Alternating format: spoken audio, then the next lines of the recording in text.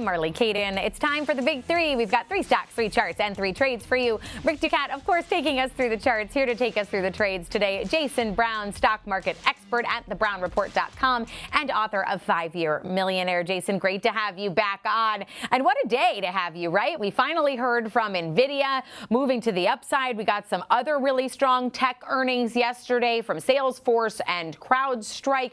How are you looking at the markets right now? Yeah, Marley, always good to be here. Good to see you and Rick. You know, the market is still trading at record high territory. And although we got some great earnings from NVIDIA, I love that it was spread out across sectors in tech. So you had software, which is CRM, who had great earnings. You had semiconductors and chip, NVIDIA, who had great earnings. But then you also had great earnings out of CrowdStrike, which is in the cybersecurity space. You kind of had a broad positive boost in earnings from tech stocks. I also see that as somewhat of the problem. If you look at the rest of the sectors that make up the S&P 500, tech is the only thing that's up today. So I'm bullish, you know, long term I'm bullish, but I'm cautiously bullish because inflation, interest rates are still in the passenger seat as this car and stock market continues to chuck higher. All right, and I'm excited because your first pick is actually one of these earnings names that's having a pretty significant move to the upside today. We're talking about Salesforce.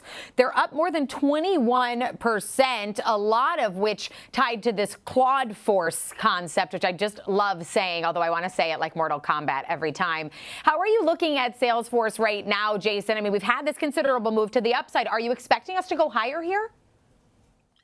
I am expecting us to go higher. You know, for the past year, investors have worried if AI could destroy traditional software companies like a Salesforce. Everyone, you know, AI is going to kill the business. People are going to build their own CRM and all this and that. But major companies don't want to build their own CRM. And even if they do, they like building it on the backbone of a Salesforce and with the customization. And that's showing up in their earnings report. So the numbers, when I peel back the numbers and really broke it down, you had their Q2 revenue was $11.35 billion, which is up 11% year over year. And then their agent force and their data 360 approached $3.9 billion, which is up more than 200%. But what I think is important about the numbers is that their non-GAAP operating margin was 34%. So they had a 34% margin on those numbers, which is huge. And then from a technical standpoint, I know we'll get into the charts, but the stock has been trapped below the 200-day moving average since, you know, March of 2025. And this past week, we popped above the 200-day moving average. But today, we got an even further lift off from that moving average, which leads me to believe that the trend is changing. And then the fundamentals from the earnings report is supporting what we're seeing in the chart, which is why I believe it'll go higher. All right, and the commentary from management saying that none of the dire predictions about the end of software apply to Salesforce. Looks like the street's buying in today, Rick. I mean, they've pretty much erased all of our 52-week losses. They're mostly flat now over the last year. What are you seeing in the technical setup here? Yes, and on pace now for a 71% rally off of these lows that we saw relatively recently, near about 146, only a couple months ago at this point. So a big push to the upside today. So if we were to digest this move a bit more, 228 is a level that stuck out to me because that's where a gap began in the past back in January here. So if we do start to get some kind of pullback, that might be an area where you could possibly look for potential support. But so far, we remain near the highs of the day. It's still, you know, the day is still early. A lot could happen over the course of a trading day. But for now, it's seeming like quite a strong move. Below that as well, 219, another low point before before that same gap happened here. And then we had another gap at this level here, our third green line, that also was resulting in eventual highs around 210. Meanwhile, to the upside, we're getting pretty close to an area that stands out as potential resistance. Another gap here that matches up with some subsequent lows and a breakdown point that stands out near about 252.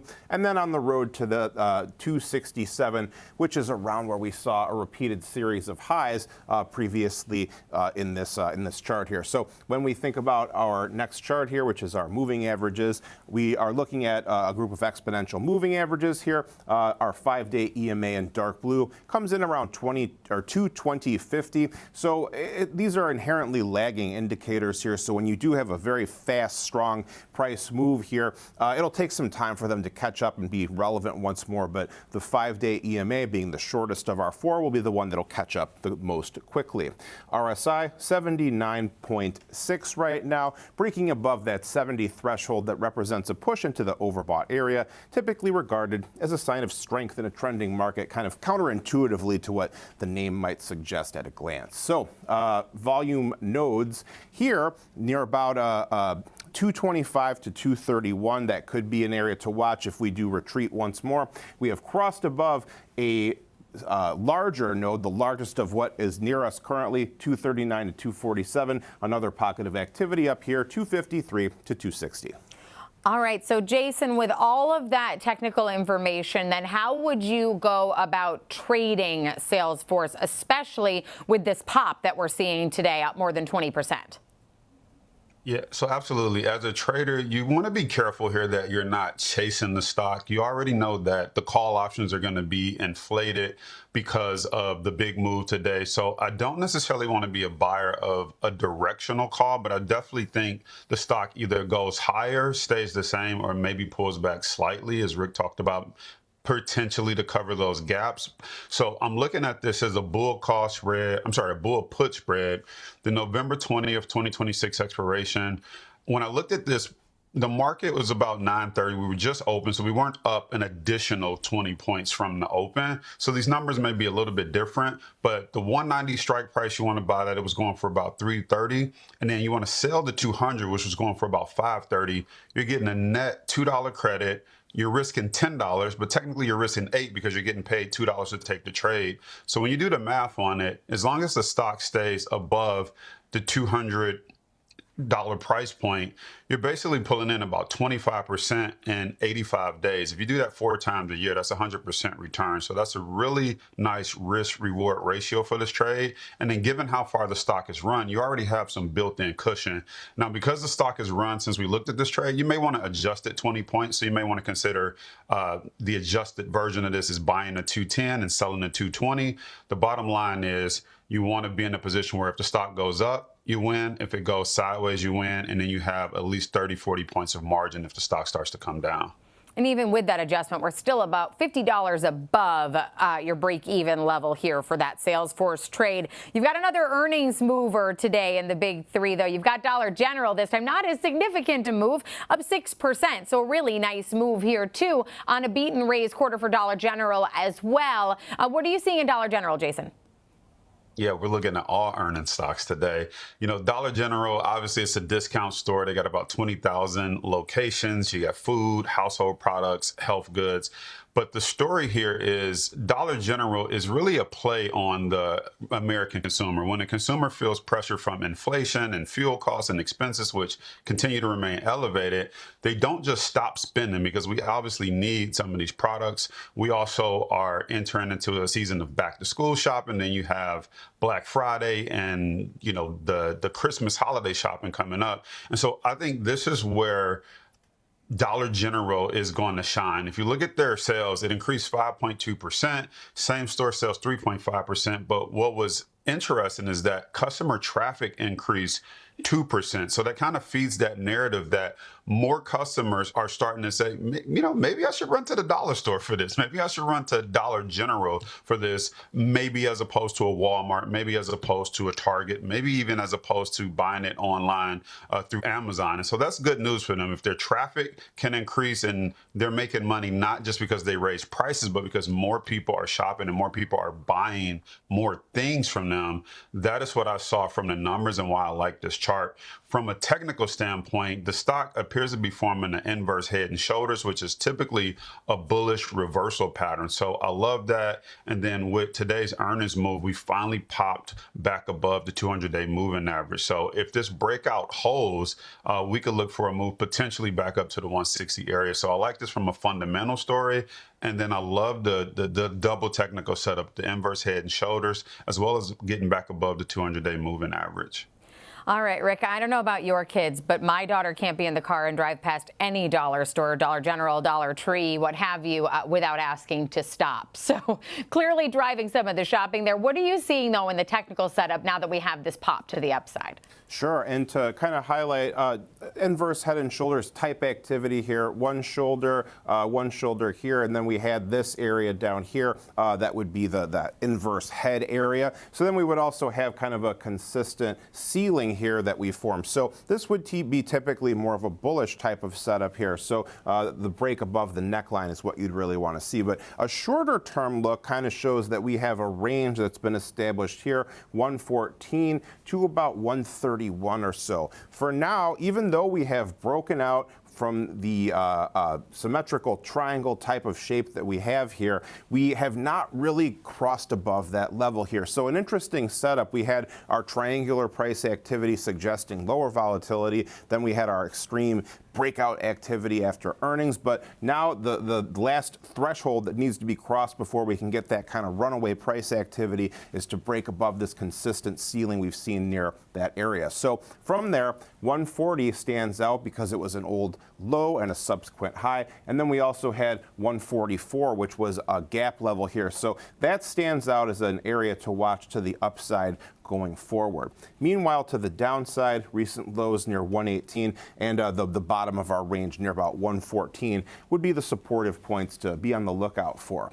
The moving averages in this case don't really show any signs of the trend starting to wane or anything. I mean, we're now just starting to see acceleration and divergence of the moving averages here, in that they're pulling apart from each other, suggesting the trend is improving right now. Our lows came in near our 5-day EMA around 125.40 or so. RSI showed a matching triangular pattern to price. We are now breaking out above our downward sloping trend line as well, on the road back to that 70 threshold for the overbought area. So our volume profile in this case shows a node here that we have crossed above 123 to 126. Another node here a bit smaller near about 133 to 138 stands out. All right, Jason, so as we look to trade Dollar General, are we giving ourselves the gift of duration on this one, or is it a shorter term play? I would call this a little bit of a medium-term play. So I'm looking at this one out to December 18th, 2026. Again, I think you got a lot of things going for it. You have back-to-school shopping. You have Black Friday. You have the holiday season coming up. And if inflation and things remain sticky, oil prices, gas prices remain higher, you're still going to get gifts. You're still going to need some of these things. And I think you're going to consider a place like Dollar General for this. So the December 18th, the 110 strike price, it was going for about $24. What I like about that, it puts your break even at 134, which is not that far off from that resistance level that Rick drew. The resistance level was around 132. So if we can get 2 points above that, we're right at break even, and we got December to do that. Obviously, if it does it before December, you'll be in the profit. And then I love that, I already thought through, if this starts to go sideways or pull back a little bit, you want to consider selling the 135 for protection. That's going for about $9 right now. So you can bring in, I don't know, it's roughly about, I think about 35–40% of your trade cost by just turning it into a covered call if need be. But I would just keep that in my back pocket as a trade adjustment if we feel like it's not doing anything and time is working against us. All right, Dollar General, though, seeing a nice pop today. We're up 6.25%. Your last earnings play here is one that moved to the downside. We're talking about HP. Investors a little disappointed with some of the results that they put up. The numbers looked good, but when you remove the tariff impact, they are less impressive here. So, Jason, walk me through your thesis on HP. Yeah, so revenue reached a record $15.7 billion. It was up about 13%. But you're right, some of the money that came in was from a tariff refund. But that also goes to show how, when these tariffs and wars and oil things cool off, that should have been money that money shouldn't have come out of the company in the first place. So it just shows how these decisions and political things can affect these stock companies. But when you take a look at what's happening with HP, this isn't the first time they had great earnings and then the stock, at least the last one, stock popped, and then it sold off and pulled back to the moving average. And so we kind of didn't get the pop today, but we got the pullback to the moving averages. What I think is positive for this company is there is a need for better and higher quality computing, especially with AI and the things that you want to process. And so management and leadership said that a lot of the decline was due to, or PC volume decline was due to people holding off on upgrading their PCs. Also, the increased price in memory was causing units to cost more, which makes people kind of wait a little bit longer. But I think it's going to get to a point where people can't wait, and they also are going to prefer the higher cost, high quality machines, which bodes well for a company like HP if and when memory costs come down, and it will. It won't stay elevated for forever. So I look at this more as a potential opportunity to scale into the stock versus run from the doors for it. All right. So, Rick, as we look at the technical setup here, we know we're moving lower, which is dragging us down on the week, but it was performing well. It's still positive on the year as we look here, despite this downward sloping channel that I see. Yeah, and much improved from the lows of the day that we saw, too. Those came in there 26.73. So we are down a good bit from yesterday, but we had a kind of a surge to the upside that took us up to 30.83 or so. The highs, 32.19, also stand out. So these are some upside levels to watch out for. If we were to start breaking lower, once again, a relative low beyond today's intraday lows comes in at 26.05. Downward sloping channel is still in play. We have recovered back above that pattern that we established just recently here, so that remains an area to watch out for in the coming days. Our moving averages here show that we are now pretty close to our 21-day EMA and teal there. 28.85 is where that one comes in. 5 days just above at 29.50 or so. Meanwhile, to the downside, our gold 63-day, our quarterly EMA, is around 26.40, so that could be a supportive area to watch out for. RSI trending lower, downward trend line still in play here, just above the 50 midline. A breach of that level would signal a shift more toward bearish momentum. In this case, our volume profile shows that we are remaining above a node here near about 2750 to 2850. Another smaller one near 2650 to 27 is around where we had our lows so far today. So those are some areas to watch for potential consolidation from this study's perspective. All right, Jason, so then as we look at how we would play HPQ here in terms of a trade, what are you thinking in terms of duration and what levels are you looking at? Yeah, so duration, I'm sending this out to January 15th, 2027. So you got 141 days, plenty of time. I was looking at the 23 strike price at the open. That was going for 550. Now I'm just looking at it and it's going for about 650. So it's already up about $1 because the stock is off the bottom from where it gapped down to. But sticking with those numbers, the break even would have been 28.50. And when you look at that, and you say, okay, the break even is 28.50. When you look at the chart here, the stock went as high as $32 recently. And so that's not improbable for it to get back to that level, or at least get to the break even before January 2027. And then the I'm wrong level on this, if the stock breaks down below the 50-day moving average, we want to cut our loss. It sold off to that this morning. We've bounced off of it and we're off of it now. We still got the rest of the day to see what happens, but we want to make sure that level holds. If that level breaks, we just want to cut our loss and move on from this one. All right, and right now with HPQ, we are down more than 5.5% following that earnings report. Jason, always appreciate you being with us for the Big Three, and thanks to Rick Ducat, our lead market technician, for always taking a look at the charts with us. Coming up next, we're